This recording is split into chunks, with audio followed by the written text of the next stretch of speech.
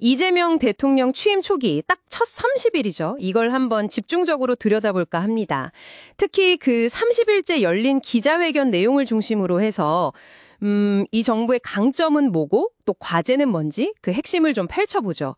그럼 우선 이 대통령의 가장 뚜렷한 강점, 이거 자료들이 거의 공통적으로 꼽고 있던데 바로 국민을 위해 일하겠다는 아주 강한 의지, 이거죠.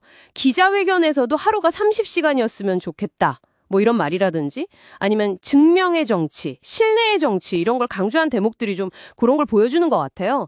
실제 뭐 재래시장 방문이나 타운홀 미팅 같은 홍보도 있었고요. 현장 소통을 중시하는 모습으로 좀 비춰지죠. 맞습니다. 단순히 이렇게 책상에 앉아서 지시하는 게 아니라 현장에 가서 직접 답을 찾으려 하고 또 국무회의에 실무자들까지 이렇게 참여시키는 모습들, 이런 건 이전 정부랑은 좀 다른 방식이다. 이런 평가가 자료에 있더라고요. 눈에 띄는 부분이죠. 국민들의 어려움을 해결하려는 이런 적극성이 실제 정책 변화로 이어질까? 뭐 이런 기대감을 갖게 하는 대목이라고 분석하고 있고요. 이렇게 강력한 추진력이 보여주는 것과 동시에 인사 문제에 대한 태도는 주요 비판 지점으로 떠오르고 있다는 거죠. 자료들에서요. 예를 들면 송미령 농림부 장관 유임건이라든지 정성우 법무부 장관 지명, 또 뭐 소위 친윤 검사들의 요직 기용 같은 거요.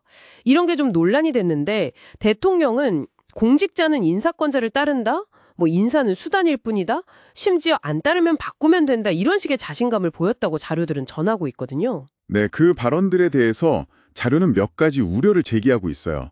첫째는 과거의 비슷한 경험, 그러니까 윤석열 검찰총장 사례를 언급하면서 국민들이 좀 불안감을 느낄 수 있다 이런 점이고요. 다른 하나는 좀 더 본질적인 문제인데 인사가 수단이라면 그러면 농민 문제 해결이나 검찰개혁 같은 목적에 맞는 사람을 써야 하는 거 아니냐. 근데 지금 인선이 과연 그 목적에 부합하느냐. 뭐 이런 비판적인 시각이 있다는 거죠. 게다가 그 사람을 너무 좀 쉽게 생각하는 거 아니냐. 필요에 따라 쓰고 버릴 수 있다는 듯한 그런 태도요. 이게 당사자들 사기를 꺾고 좀 소극적인 자세를 만들 수 있다.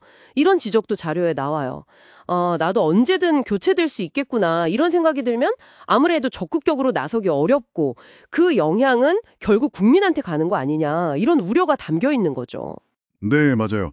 그리고 이런 상황에서 좀 재밌는 건 일부 보수 언론, 예를 들어 조선일보나 동아일보 같은 곳에서 대통령 발언 중에 일부분 있잖아요.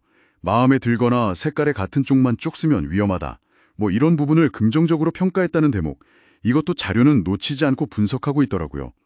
이게 왜 그럴까 하고 보니까 현 인선이 기득권 세력에게 그다지 위협적이지 않기 때문에 나온 반응일 수 있다. 이런 해석을 덧붙이고 있어요. 즉, 정부의 개혁 성공 이런 것보다는 그냥 현상 유지를 바라는 시각이 반영된 평가일 수 있다는 겁니다. 이재명 정부의 첫 30일을 딱 이렇게 요약하는 것 같아요. 국민을 위한 강한 의지와 추진력, 이게 하나 있고 또 다른 한편으로는 인사 문제에서 드러난 어떤 과도한 자신감과 불안 요소, 이 상반된 측면이 공존하고 있다. 이렇게요. 그래서 자료는 국민주권 정부로서 진짜 지지를 얻으려면 특히 이 인사 문제에 대한 비판을 좀 더 귀담아 들을 필요가 있다. 이렇게 강조하고 있습니다. 네, 대통령 스스로 인사는 수단이다 이렇게 언급한 점은요. 앞으로 여러분께서 정부의 행보를 지켜보실 때 상당히 중요한 관전 포인트가 될 수 있을 것 같아요.